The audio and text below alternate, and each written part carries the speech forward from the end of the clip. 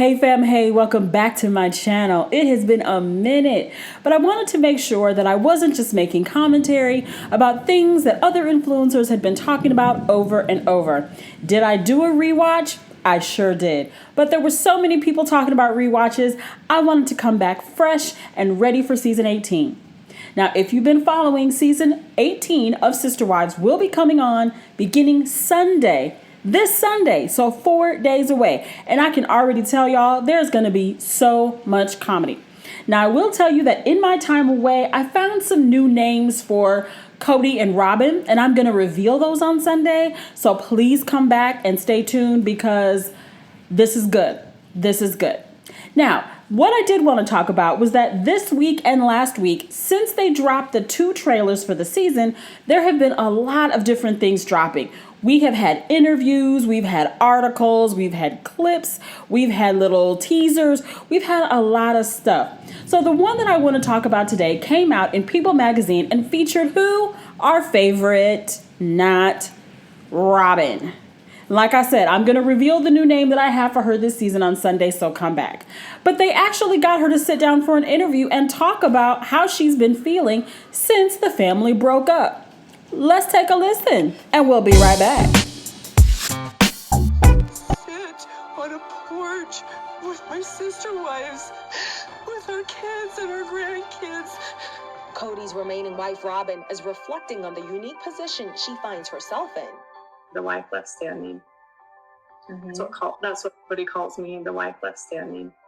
The wife that stuck it out or something. I don't remember what he says, but something along those lines. I mean, Cody and I have an agreement that if we decide we don't want to be married anymore, we're not going to hold each other up.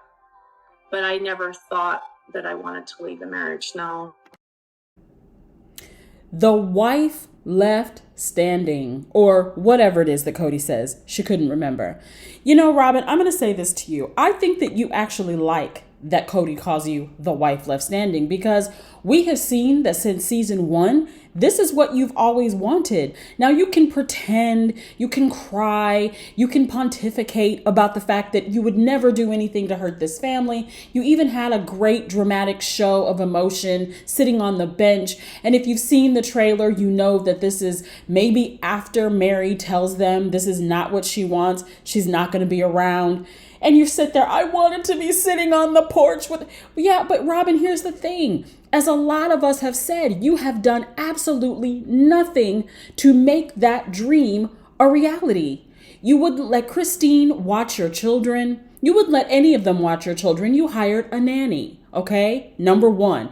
You snuck around their back before any of that even happened and had your to-be husband pick the wedding dress and then said, I didn't feel like you all needed to know. It has been secret after secret after secret, sneak after sneak after sneak, undercuts, underhandedness the entire time. So you sitting on that bench and talking about how you wanted to sit on the porch with your grandkids. Well, you know what? You can sit on the porch with your grandkids. You can sit on the porch with the grandkids that your kids have, because everybody else has peaced out. And I'm glad for them. I don't think anybody should be married while they're going through a divorce. Anybody who's gone through a divorce knows that it brings out the worst in you and sides of, somebody that you didn't know existed, type of a thing. And I always look at divorce as kind of like, because I've been divorced myself, and so I always look at divorce as like the opposite of all of the effort and the beauty and the wonder and the happiness of marriage. It's like the opposite of that. And it's been very difficult. And even though So Robyn thinks they failed. Well, let's see. Failure. I'm going to say that things didn't fail until you came into the marriage. And the thing is that Christine and Janelle both pointed that out. Now, of course, they went their roundabout way to say that it was your fault. But we know, looking at what was presented, it was you. I can't say it was 100% you. I think that you take probably 50% of the blame. I'm going to even be nice. And I don't like to be nice to you, Robyn. I'm going to say that you took, I'm going to say 30-40% of the blame. And I'm going to give the other percentage to Cody, because really what happened was Cody wasn't honest, right? Cody is now coming back to say things like, I never loved her. We've never acted like we were a married couple. That's what he said to Janelle. I wasn't in love with Christine. Mary did all these things that made it impossible to love her. And it was, I think he used the word, not toxic, but it was something like emotionally damaging or something like that. You know what? It's funny to me that, again, all of these women who he decided to marry, he's saying that he now married because of some adverse reason. Like, that doesn't even make sense. You're looking like the fool right now, bruh, because you're the one who's telling us that you did not marry because you liked them, loved them, were attracted to them, all the things that you now say you weren't. So you're basically saying that you don't have enough bandwidth or brain power to marry somebody that you like. And then here comes Robyn. And you actually like her.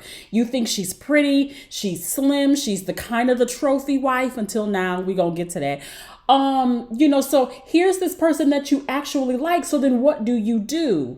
You being who you are, say, oh, you know what? I've got to come up with some reasons why these women would want to leave me, because I'm the prize. Robyn is my prize, but I'm the prize to all of these other women. And here's what I'm going to say to that. You're delusional, bruh. You need help. You need to talk to somebody besides the elders in your church.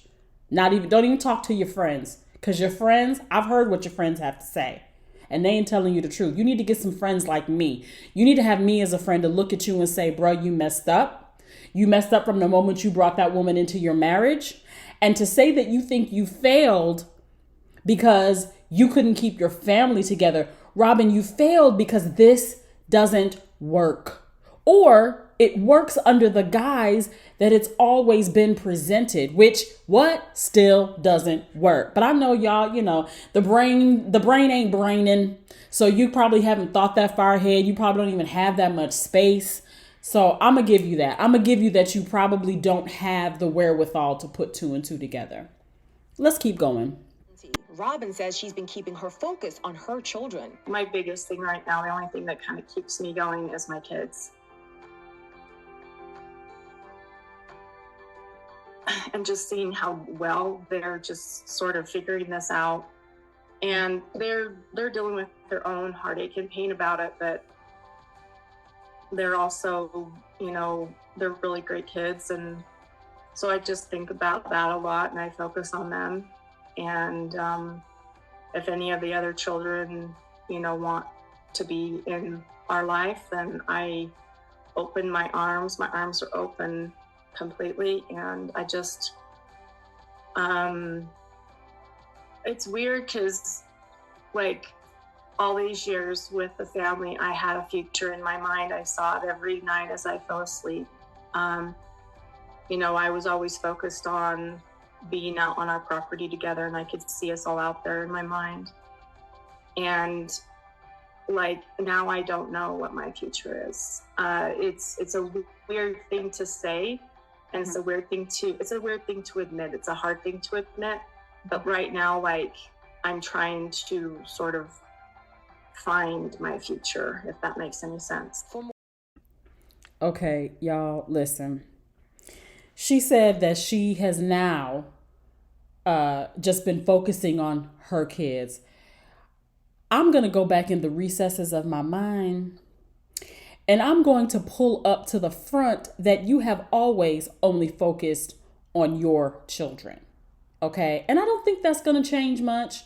I'm going to need you to do, I'm going to need you to do a few things this season, Robyn. I'm going to need you to stop lying to your kids about their brothers and sisters. Okay. Because although I'm sure we don't really want to call them brothers and sisters, I mean, we have to, because, well, they are. Okay.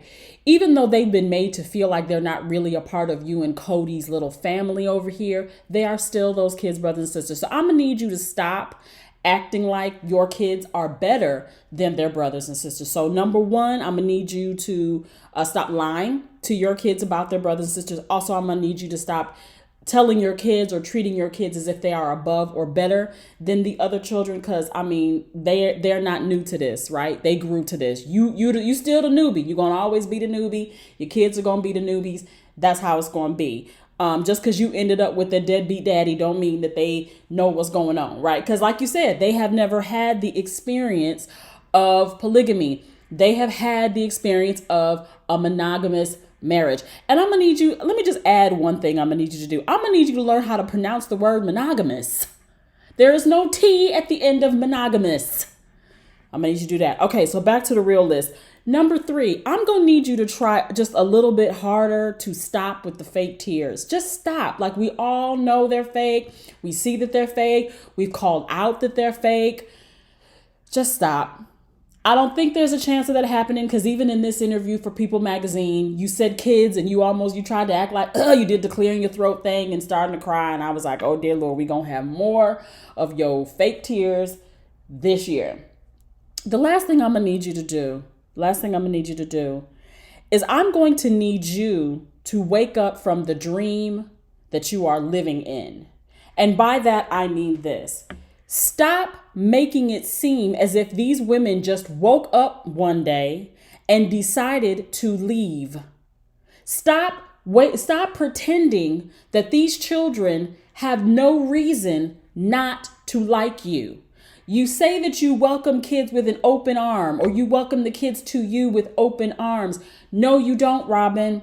You don't. And I'm going to tell you why you don't. It's why everyone says that you don't. You don't welcome them into your home. You ask them to apologize to you. You don't reach out. You show up 2 hours late to weddings. You don't let your children around those that are of the LGBTQ community. We see it. We hear it. And the worst thing that could have happened for you was that now they are able to get online and say at least a little bit of something, because I'm sure these kids are still under an NDA. This is still a television program. There are contracts that were signed, and they are abiding by them.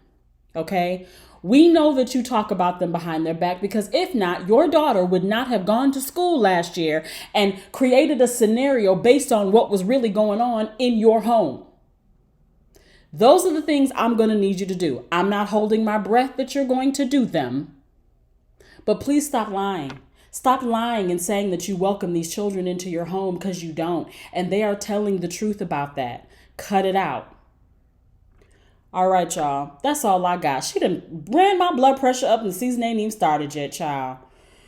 All right. Season 18. Sunday night. I hope you're going to be sitting in front of your TV, because I'm going to be sitting in front of mine so I can bring you new content on Monday. Just as I've said before and will say always, there's enough room for everybody. If there's something you want to do, go for it. I'm so glad to be back. I hope that you will tune in to my content on Monday, and I look forward to sharing season 18 with you. Peace, love, and hair grease, y'all. Bye-bye.